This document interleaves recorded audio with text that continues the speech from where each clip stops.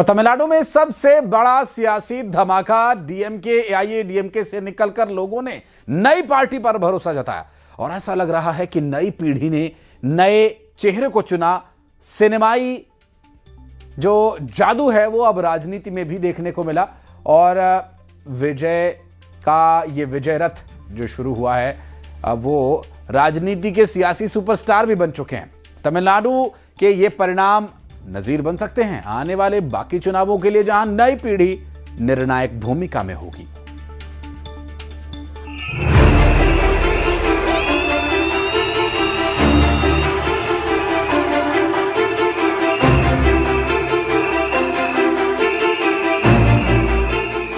चार मई 2026 सुबह सुबह जब रुझान आने शुरू हुए तो लाइव डैशबोर्ड ऐसी कहानी लिख रहा था जिस पर किसी को यकीन नहीं हो रहा था।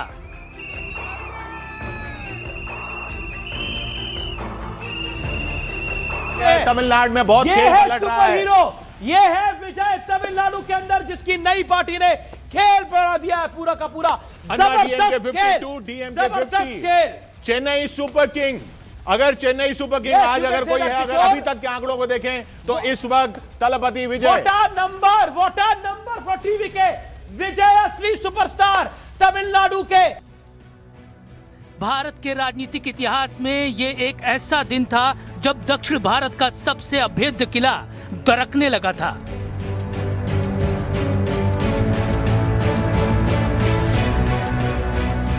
साठ साल पुराना द्रविड़ियन मॉडल टूटा। विजय थलापति ने पूरा सिस्टम हिला दिया।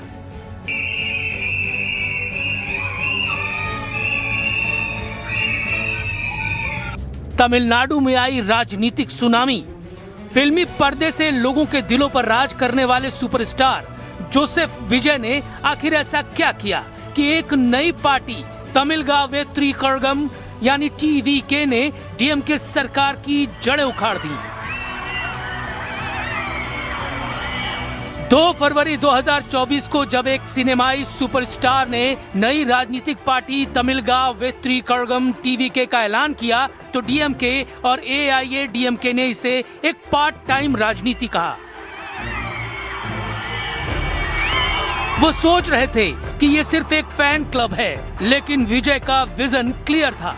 उन्होंने सिर्फ निर्णायक वोटरों को साथ जोड़ने का लक्ष्य रखा।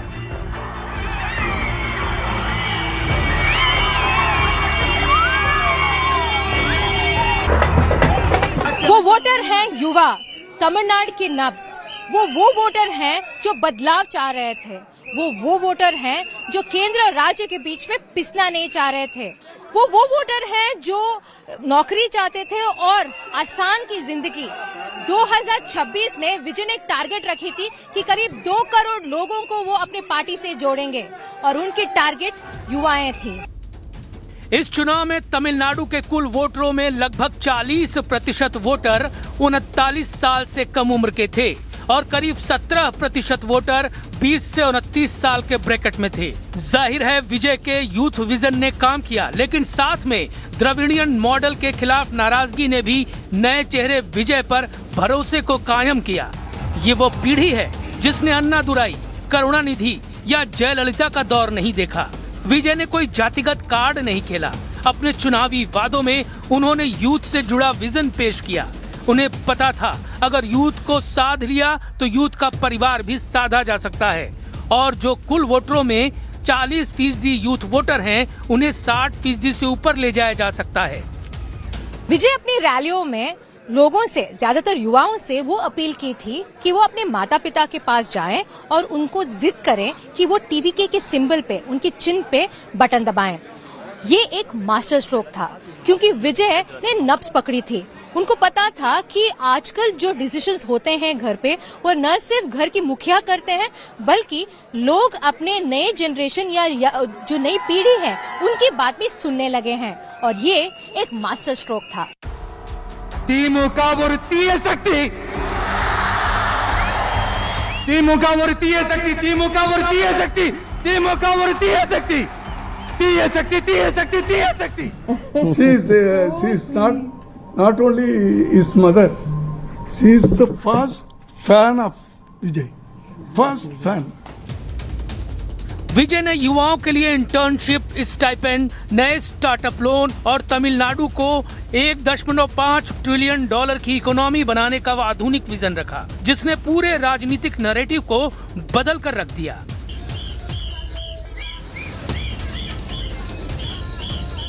विजय का एक और बड़ा फैसला, किसी भी पार्टी से गठबंधन से इनकार, मतलब विचारधारा का घालमेल नहीं, सब बिल्कुल साफ सुथरा। विजय ने सभी 234 सीटों पर कैंडिडेट उतारे। तमिलनाडु की राजनीति में बिना गठबंधन के चुनाव लड़ना राजनीतिक आत्महत्या माना जाता है। अहम बात यह है कि वो भी एक नए पार्टी के लिए।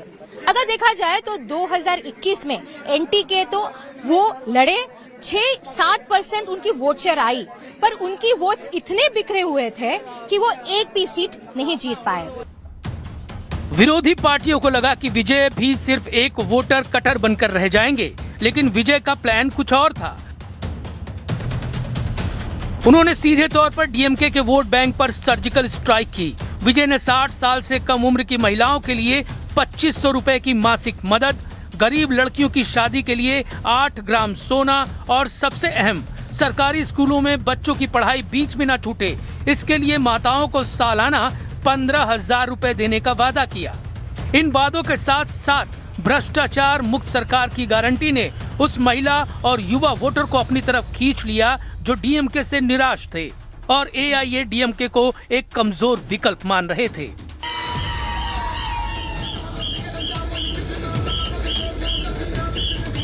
तमिलनाडु में 85.10 का ऐतिहासिक मतदान हुआ। ये 1952 के बाद अब तक का सबसे बड़ा टर्नआउट था। इतना बड़ा मतदान अक्सर बड़े बदलाव का संकेत देता है। यानी एंटी इनकम्बेंसी यानी सत्ता विरोधी लहर ने बड़ा रोल निभाया। गिरती कानून व्यवस्था, करप्शन के आरोप, सनातन विरोधी बयान, केंद्र से राजनीतिक लड़ाई, ये ऐसा गुस्सा था जो कि फ्री बस पास और पुरानी वेलफेयर स्कीम से कम नहीं हुआ और वोटर को विकल्प के लिए मजबूर किया। और विजय थलापति ने तमिलनाडु के दिल पर विजय हासिल की।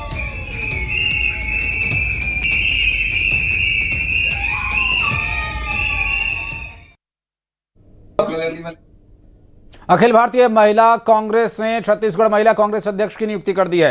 हाईकमान